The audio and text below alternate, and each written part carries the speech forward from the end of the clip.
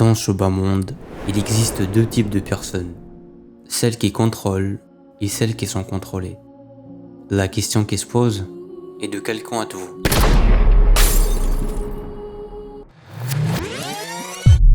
Peu importe votre réponse, parce que dans cette vidéo, je vais vous dévoiler des lois interdites qui vous permettront de devenir celui qui contrôle. Même si vous ne souhaitez pas contrôler, ces lois seront votre bouclier contre la manipulation. Préparez-vous, parce que les choses vont devenir sombres à partir de maintenant. Attention, cette vidéo est la deuxième partie de la série Les 40 lois du pouvoir. Vous trouverez la première partie dans la description de cette vidéo. Bon visionnage. Loi 7. Laissez le travail aux autres, mais recueillons les lauriers. Cette loi enseigne que l'homme a beaucoup à apprendre et peu de temps à vivre. Si vous comptez uniquement sur votre dur labeur pour réussir, vous risquez de perdre beaucoup de temps et d'énergie sans jamais être sûr de réussir. Au contraire, vous devez apprendre de la sagesse des gens du passé et utiliser la sueur et la créativité de ceux du présent pour faire avancer votre propre cause. À la fin, toutes les personnes qui vous ont aidé à réussir seront oubliées et vous serez le seul à être vu au sommet. En bref, ne faites jamais ce que les autres peuvent faire à votre place. Notre victime dans cette histoire est un jeune scientifique serbe, plus précisément Nikola Tesla. Quand Edison rencontre le brillant Tesla pour la première fois, il l'engage immédiatement au travail. Tesla travaillait par la suite 18 heures par jour pour améliorer les premiers dynamos d'Edison. Finalement, Tesla finit par proposer à Edison de redessiner complètement la dynamo. Bien sûr, Edison savait que c'était une tâche complexe qui ne porterait ses fruits qu'après plusieurs années. C'est pourquoi il promet à Tesla de lui donner 50 000 $ s'il arrivait rapidement à améliorer la dynamo. Et c'est effectivement ce qui s'est produit. Tesla travaille jour et nuit et après seulement une année, il améliore grandement la dynamo. À ce moment-là, Tesla est allé directement voir Edison pour lui annoncer la bonne nouvelle et réclamer les 50 000 $ qu'Edison lui avait promis. Bien sûr, Edison était satisfait de l'amélioration qui allait lui rapporter beaucoup d'argent. Et quant à l'argent promis à Tesla, Edison lui dit « Tesla, je pense que tu n'as pas compris que c'était une blague. » Cela signifie que Tesla s'est fait littéralement violer. Par la suite, Tesla voulait créer un système électrique basé sur le courant alternatif. Edison, partisan du courant continu, refuse d'aider Tesla dans ses recherches et fait tout pour lui mettre des bâtons dans les roues. Tesla se tourne alors vers une autre compagnie dont le propriétaire est George Westinghouse. Ce dernier accepte de financer les travaux de Tesla et lui promet des gains considérables sur les futurs profits. À ce moment-là, Tesla invente le courant alternatif que nous utilisons jusqu'à présent. Mais bien que les brevets soient déposés en son nom, de nombreuses personnes revendiquent le mérite et affirment qu'elles lui ont ouvert la voie. Au milieu de tout ce brouillard, les gens oublient Tesla et attribuent tout le mérite au propriétaire de la compagnie, George Westinghouse. Ça ne s'arrête pas là, l'année suivante, Westinghouse est racheté par JP Morgan qui exige de résilier le contrat signé avec Tesla. Westinghouse explique à l'ingénieur que sa compagnie coulerait s'il devait lui payer entièrement ses redevances. Il persuade Tesla d'accepter un rachat de ses brevets pour 216 000 $, loin de 12 millions de dollars que les brevets valent à l'époque. Là encore, on lui vole sa richesse et l'honneur de la plus grande découverte de sa carrière. Tesla, l'inventeur du moteur à induction et du courant alternatif, est aussi considéré comme le véritable père de la radio, meurt dans la pauvreté et le désespoir et aucune de ses découvertes ne porte son nom. La plupart des gens sont comme Tesla. Ils se persuadent que leurs domaines sont à l'abri des comportements influencés par des motifs personnels ou politiques. Tandis que Tesla réfléchissait à de nouvelles inventions en pensant que son monde scientifique soit éloigné de la politique et de la compétition, les gens autour de lui voulaient ses efforts et sa richesse. Il y a même une citation d'Edison où il disait « Le vol est courant dans le commerce et l'industrie. Moi-même j'ai beaucoup volé, mais je sais comment m'y prendre. » Ce que vous devez retenir de cette loi est que le monde du pouvoir a la même dynamique que la jungle. Il y a ceux qui vivent de leur chasse, comme les guépards, mais il existe aussi une foule de créatures, hyènes, vautours, qui vivent de la chasse des autres. Soyez comme des hyènes affamées devant les nouvelles opportunités et vous épargnerez beaucoup de temps et d'énergie. Rien ne sert de jouer les indépendants et de vouloir tout faire soi-même quand d'autres personnes peuvent accomplir le même travail bien mieux à notre place. Il est inutile de s'en plaindre comme l'a fait Tesla. Mieux vaut se protéger et entrer dans le jeu. En même temps, ne soyez pas naïfs. Voyez vos soi-disant collaborateurs comme des vautours qui tournent au-dessus de votre tête essayant de trouver le moyen de survivre et même de prospérer grâce à votre créativité. Ces gens sont comme Edison, ils savent masquer leurs intérêts. Cessez donc de juger sur la première impression que vous donnent ces gens et prenez le temps de déceler toute tentative de manipulation. Loi 8. Obligez l'adversaire à se battre sur votre propre terrain. Cette loi enseigne que rien ne sert de se fatiguer à creuser la tombe de ses ennemis quand ils peuvent le faire eux-mêmes à votre place. Appâtez votre adversaire en lui créant l'illusion que le contrôle lui appartient. Ainsi, vous contrôlez votre adversaire sans lui faire sentir les ficelles qui le contrôlent. Puis, passez à l'attaque. Pour mieux comprendre, écoutez l'histoire suivante. La victime de notre histoire cette fois-ci est Napoléon Bonaparte. Oui, comme vous l'avez entendu, Napoléon lui-même. Au congrès de Vienne, en 1814, les principales puissances européennes étaient réunies pour se partager l'empire de Napoléon. Tout le monde était content, mais en même temps, une ombre menaçante observait de loin. Cette ombre était celle de Napoléon. Au lieu de le tuer ou de l'exiler à l'autre bout du monde, il avait seulement été déporté sur l'île d'Elbe, tout près de la côte italienne. Même prisonnier sur une île, un homme aussi dangereux que Napoléon rendait tout le monde anxieux. Parmi tous les hommes d'État réunis à Vienne ce jour-là, un seul homme semblait calme et indifférent. Il donnait l'impression de savoir quelque chose que les autres ignoraient. Cet homme était Talleyrand, l'ancien ministre des Affaires étrangères de Napoléon. Pendant ce temps, la vie de Napoléon en exil n'était que l'ombre de sa gloire passée. Il ne disposait que de quelques personnes à son service, et tout avait été fait pour l'humilier. De plus, l'île était bloquée par une escadre britannique dont les canons couvraient toutes les côtes. Napoléon n'avait aucune chance de s'échapper. Pourtant, le 26 février 1815, un événement spectaculaire s'est produit. Napoléon réussit à s'échapper en plein jour, accompagné de 900 hommes. Cette évasion presque impossible terrifie les hommes d'État. Napoléon arrive à Paris avec ses hommes pour reconquérir le trône. Tout le peuple, toute classe confondue, se jette à ses pieds. Napoléon est de nouveau déclaré empereur. Cependant, la France était en faillite. Ses caisses pratiquement vides et Napoléon ne pouvait pas y faire grand chose. À la bataille de Waterloo en juin de cette année-là, il est définitivement vaincu. Cette fois-ci, ses ennemis avaient retenu la leçon. Ils l'ont exilé sur l'île lointaine de Sainte-Hélène, située au large de la côte ouest de l'Afrique. De cet endroit isolé, Napoléon n'avait plus aucun espoir de s'évader. Mais ce que tout le monde ignorait est que dès le départ dans cette histoire, un seul homme tirait les ficelles et conduisit Napoléon à sa perte. Au début, cet homme avait averti les puissances européennes que Napoléon aurait dû être envoyé plus loin, parce qu'il savait que la présence de Napoléon tout près de l'Europe était un danger pour la stabilité du continent. Mais personne n'avait voulu l'écouter. Au lieu d'insister ou de se justifier, cet homme décide de travailler discrètement et finit par convaincre les ministres des Affaires étrangères de l'Angleterre et de l'Autriche d'appâter Napoléon en lui proposant une évasion. Ce piège consistait à envoyer un général pour convaincre Napoléon que s'il s'échappait, les puissances européennes, y compris l'Angleterre, le reconnaîtraient à nouveau comme chef d'État. C'est ce qui explique pourquoi son évasion s'est déroulée en plein jour, sous les yeux des Anglais. Cet homme savait que Napoléon, en retournant au pouvoir, plongerait la France, déjà affaiblie, dans une guerre qu'elle allait sans doute perdre. Et il savait aussi que cette fois-ci, sans besoin d'insister, Napoléon serait exilé loin de l'Europe. Cet homme qui tirait les ficelles n'était autre que Talleyrand, son ex-ministre des Affaires étrangères. En bref, Napoléon s'imaginait être le maître de son évasion et de son retour au pouvoir. Mais en réalité, il a mordu à l'hameçon que Talleyrand lui avait tendu pour se débarrasser de lui à jamais.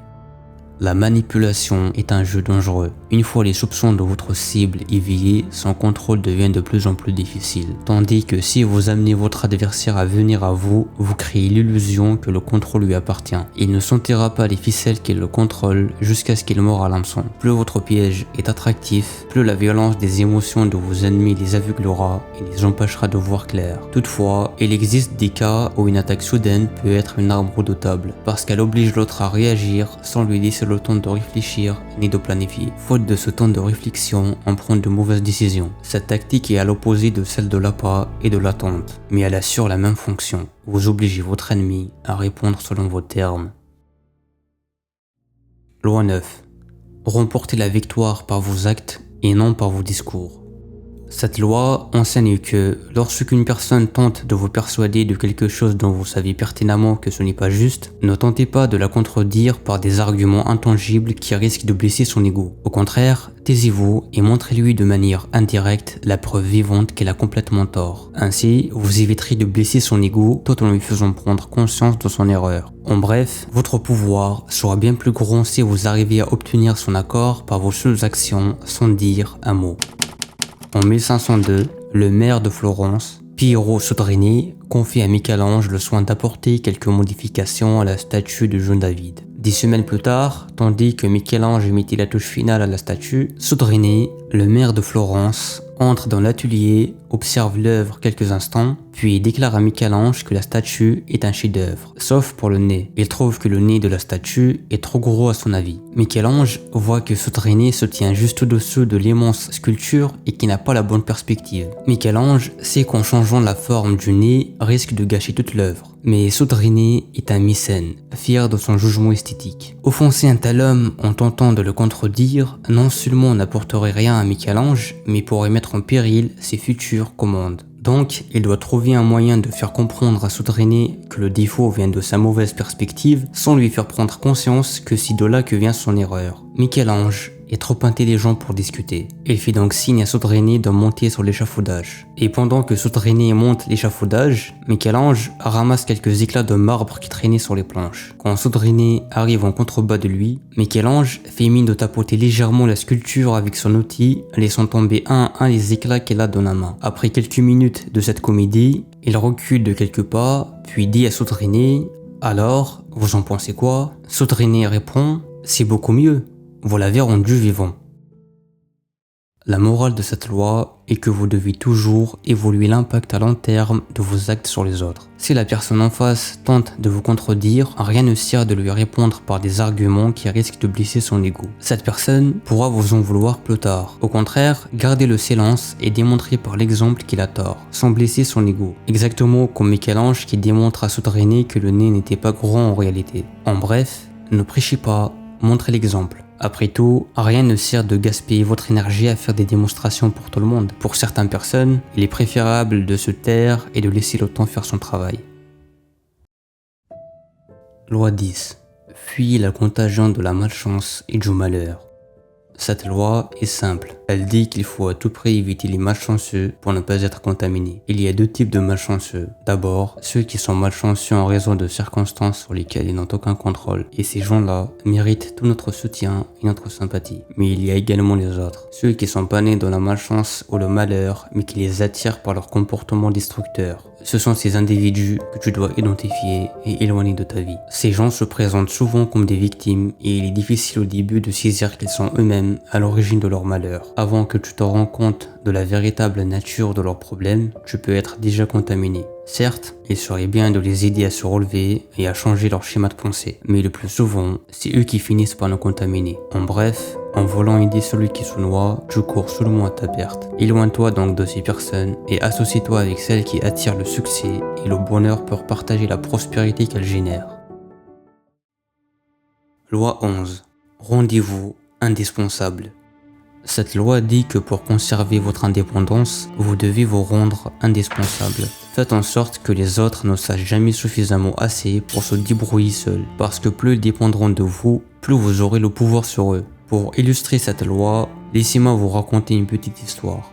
À l'époque de Louis XI, un astrologue de sa cour prédit un jour que la mort d'une dame surviendrait dans la semaine. Et effectivement, cette dame décède au cours de la même semaine. Louis XI devient alors inquiet. Il ne sait pas si l'astrologue a tué la dame pour prouver sa compétence ou s'il possède réellement un savoir si puissant qu'il pourrait le menacer. Dans tous les cas, Louis XI décide que l'astrologue doit mourir. Un soir, il invite l'astrologue dans sa chambre, située au sommet d'une tour, et ordonne à ses hommes de se tenir prêts à jeter l'astrologue par la fenêtre à son signal. Quand l'astrologue arrive, le roi lui pose une dernière question avant de donner le signal. Vous prétendez connaître l'astrologie et prédire la mort des gens. Dites-moi donc comment et quand vous mourrez. L'astrologue, conscient que le roi l'avait invité pour l'assassiner, mais sachant aussi que le roi croit en ses prédictions, répond « Je mourrai juste 3 jours avant votre majesté ». Surpris et craintif, le roi ne donne jamais le signal. Grâce à sa ruse, l'astrologue échappe à la mort. Ça ne s'arrête pas là, Louis XI, désormais très craintif, protège l'astrologue comme la prunelle de ses yeux en lui offrant des cadeaux et les meilleurs soins médicaux disponibles à la cour, parce qu'il était convaincu que sa propre vie dépendait entièrement de celle de l'astrologue. Finalement, l'astrologue survit à Louis XI de plusieurs années. Si vous êtes facilement remplaçable, croyez-moi que les gens n'hésiteront pas à vous remplacer pour la moindre erreur. Vous devez créer une situation où vous pouvez vous passer d'eux, mais sans qu'ils puissent vous trouver en remplaçant. Et si vous n'êtes pas réellement indispensable, il faut en avoir l'air et faire en sorte qu'ils le croient. Une autre stratégie pour vous rendre indispensable est de découvrir des informations sensibles qu'ils ne souhaiteraient pas voir révélées. Ils se plieront alors à votre volonté par peur de les exposer. Mais cette stratégie est dangereuse. Il vaut mieux se protéger. Pour conclure, retenez qu'il vaut mieux que les autres dépendent de vous par crainte des conséquences de vous perdre plutôt que par amour de votre compagnie. Loi 12. Soyez d'une honnêteté et d'une générosité désarmante. Cette loi dit que lorsque vous agissez avec honnêteté et générosité envers quelqu'un, cette personne baissera sa garde et vous fera davantage confiance. En d'autres termes, en montrant des traits positifs comme l'honnêteté et la générosité, vous pouvez créer une ouverture pour influencer même les personnes les plus résistantes. Car un acte de générosité ou d'honnêteté est souvent la meilleure stratégie pour désarmer les soupçons.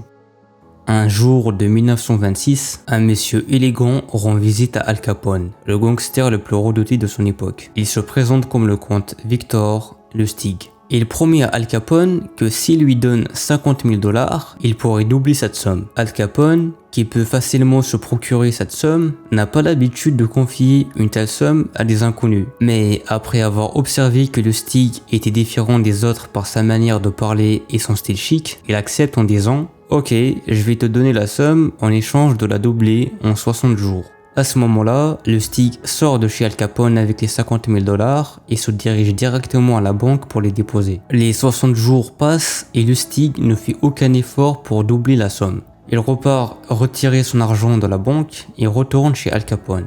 Une fois chez lui, il lui dit « Je vous prie d'accepter mes profonds regrets, monsieur Capone.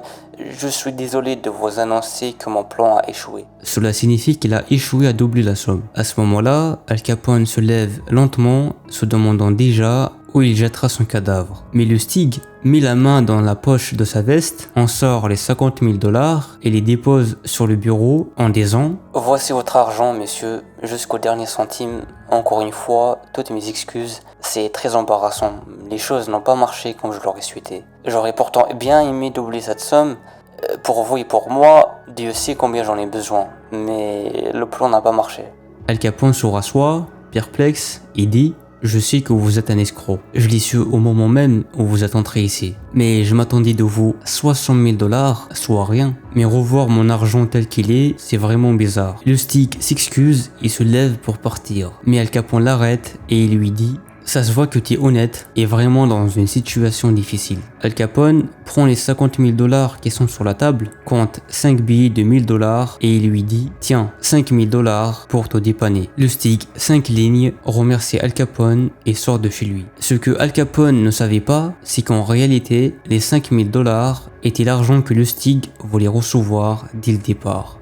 Lustig était l'un des plus grands escrocs de son époque. Il était connu pour sa profonde connaissance de l'âme humaine. Il avait compris que le célèbre gangster passait sa vie à se méfier des autres. Personne dans son entourage n'était honnête ni généreux. Et sa vie en compagnie d'une meute de loups était épuisante, voire déprimante. Un homme comme Al Capone était plus que tout autre sensible à un geste honnête ou généreux. Le geste d'honnêteté calculé de Lustig désarma Al Capone parce qu'il était inattendu.